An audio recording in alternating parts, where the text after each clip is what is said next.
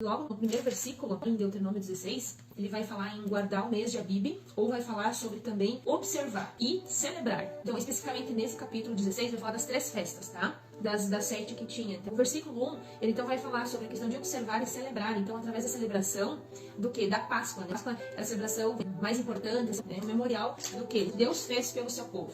O memorial de libertação, para que o povo não esquecesse da sua bondade. E falando para nossos dias, assim, nós também devemos celebrar a Deus através das celebrações que a gente tem na nossa congregação, na nossa igreja, que faz com que o povo de Deus ele se junta em unidade, para estar trazendo em memória aquilo que Deus fez por nós. Lá no Novo Testamento, inclusive, Jesus ele institui a ceia, né, a Santa Ceia, e ele mesmo fala para fazer isso em memória dele.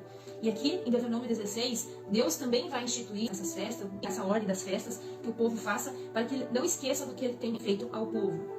No versículo 2, né, vai falar dessa liturgia santa, que é celebrar o nome do Senhor e torná-lo conhecido. Não como a gente vê hoje, se ouve falar em Páscoa, não se fala de Jesus, é para tirar o foco. E isso é coisa do inimigo, é coisa, vamos dizer, de Satanás, que ele tira esse foco. Porque a Páscoa, se for falar hoje, vamos dizer, de forma geral, as pessoas falam, então, de ovos de Páscoa, de coelho, né, que traz ovos de Páscoa. Então, isso tudo é para tirar o foco do que Jesus fez, que Deus fez desde a época da instituição da Páscoa, que foi de libertar o povo, e depois, cumprindo a lei no Novo Testamento, foi que Jesus morreu por nós. Então, a Páscoa, ele não é uma data comercial. Aqui, na verdade, é um memorial que vai lembrar dos grandes feitos do Senhor. No versículo 5, ele vai falar desse memorial espiritual, esse Siló, onde que o Senhor estabeleceu o tabernáculo. A importância dessa junção do povo. O povo, ele não se reúne, não celebra, ele acaba se distanciando de Deus. Porque quando o povo de Deus se junta, está em unidade, várias coisas são lembradas, são celebradas em memória de Deus. No 7, vai falar do tempo de qualidade com Deus. As festas aqui que está falando também eram para que o povo tivesse tempo de qualidade com o Senhor. Esse tempo de qualidade é como se fosse uma pausa, como se ele fosse uma ressignificação na vida, né? Era uma pausa para foco em Deus. A gente deve também buscar a Deus com esse foco, desacelerar. A gente vive sempre ocupado demais, sempre com muitas atividades, sempre a gente está na correria. Então a gente aprende aqui que a gente deve celebrar o Senhor com tempo de qualidade, né? Na presença de Deus com qualidade, no nosso dia a dia. A gente pode até vamos estar com Deus, fazer nossos devocionários, mas parece que ao mesmo tempo a gente já fica pensando no nosso trabalho, que nós estamos atrasados, o que eu tenho que fazer depois. Então a gente tem um tempo com Deus, mas não é aquele tempo de qualidade. E o povo se reunia especificamente para só relembrar o que Deus fez. Será que nós temos feito no nosso dia a dia, ou quando a gente está, por exemplo, na igreja, nossas congregações, a gente tem feito essa pausa para relembrar somente aquilo que Deus fez em festa, dedicar um tempo de tantos dias, porque era uma festa que durava aqui, fala o contexto da Bíblia, fala em 7 dias, eram vários dias de festa. Eram vários dias focados em Deus, relembrando, trazendo a memória. A gente possa aprender, trazer a memória do que Deus fez. Não é um ato como se fosse um museu, ficar pensando em coisas passadas. Não, é trazer do passado o que Deus fez, aqui no caso com o povo, quando foi instituída a Páscoa, foi a libertação do povo que estava escravo. Muito mais que isso.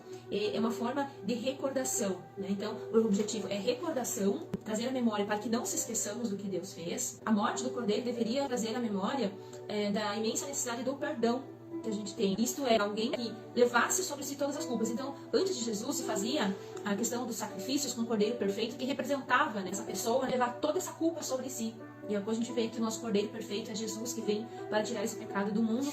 E ainda a gente vai ver outra palavra, seria a santificação, que os sacrifícios deveriam ser oferecidos pães ázimos, que era sem fermento, que ela vai representar essa santidade. Em Hebreus 12, 14, vai falar dessa santificação, seguir a santificação e a honra. E depois a gente vê também, o povo tinha que consagrar um local único de adoração e ali invocar o nome do Senhor. Então, em nossos dias, o nosso único local de adoração é onde? É em Jesus Cristo. Outra palavra é alegria, então, porque como era uma festa, provavelmente tinha alegria. E Deus, ele é um Deus de alegria. Deus, ele se alegra com o regozijo, com o júbilo, com danças, enfim. Era um momento de celebração, mas era com alegria. E a gente vê também a comunhão, né, que o povo, porque eles se uniam, não importava das classes sociais, todos, pobres, viúvos, órfãos e ricos, eles celebravam junto e comiam alegremente. Na Santa Ceia a gente também vai perceber isso, porque todos são convidados para chegar, para relembrar aquilo que Jesus fez através do seu sangue. E também, último, pensamento nas coisas do alto, que é esse tempo de qualidade que a gente tem, né? Enquanto, então, estava envolvido com as celebrações do Senhor, o pensamento do israelita, na época, então, estava voltado para aquilo que agrada a Deus e o satisfaz. Então, da mesma forma, deve ser conosco, né? Ainda mais intenso, porque o nosso culto deve ser constante. E dessa forma, como o pensamento deve estar firmado no Senhor.